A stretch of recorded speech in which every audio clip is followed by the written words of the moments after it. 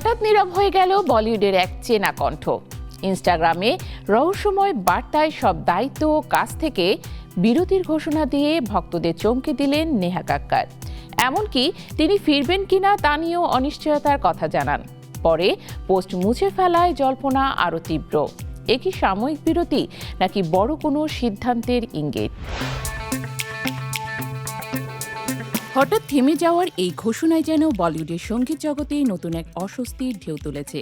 যার গানে নেচেছে উৎসব, যার কণ্ঠে তৈরি হয়েছে ট্রেন্ড, সে নেহা কাক্কারি জানালেন তিনি আপাতত সবকিছু থেকে সরে দাঁড়াতে চান। শুধু গান নয়, দায়িত্ব, সম্পর্ক, এমনকি জনসম্মুখ থেকেও নিজেকে গুটিয়ে নেওয়ার ইঙ্গিত দিয়েছেন এই জনপ্রিয় গায়িকা। আর এতেই স্তব্ধ তার ভক্তরা।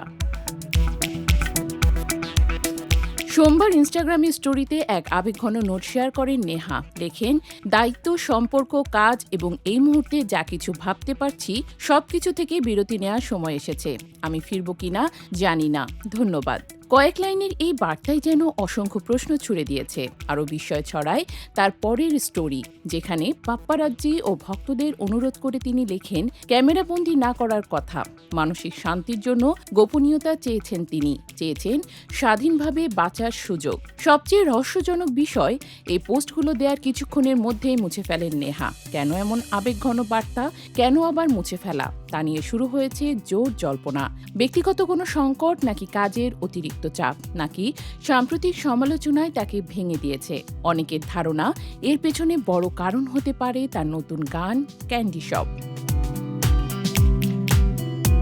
ভাই টনি কাক্কারের সঙ্গে করা এই গানটি মুক্তির পরেই সোশ্যাল মিডিয়ায় তীব্র ট্রলিংয়ের শিকার হয়। ক্রিঞ্জ, অশ্লীল, এমনকি কে পপ নকল করার ব্যর্থ চেষ্টা, এমন অভিযোগে ভরে ওঠে মন্তব্যের ঘর। দীর্ঘদিন ধরে আলোচনার কেন্দ্রে থাকা একজন শিল্পীর জন্য এ ধরনের আক্রমণ মানসিকভাবে কতটা চাপ তৈরি করতে পারে তা সহজেই অনুমেয়। তবে চাপের ঘটনা এটি প্রথম নয়। 2025 সালের শুরুতে অস্ট্রেলিয়ার মেলবোর্নে এক কনসার্টে দেরিতে পৌঁছে দর্শকদের দুয়োধ্বনির মুখে পড়ে মঞ্চেই কান্নায় ভেঙে পড়েছিলেন নেহা। সেই ভিডিও ভাইরাল হয়েছিল। তখন তিনি আয়োজকদের দায়ী করলেও সেই ঘটনার রেশ যে মনে গভীর চাপ ফেলেছে তা অস্বীকার করা যায় না।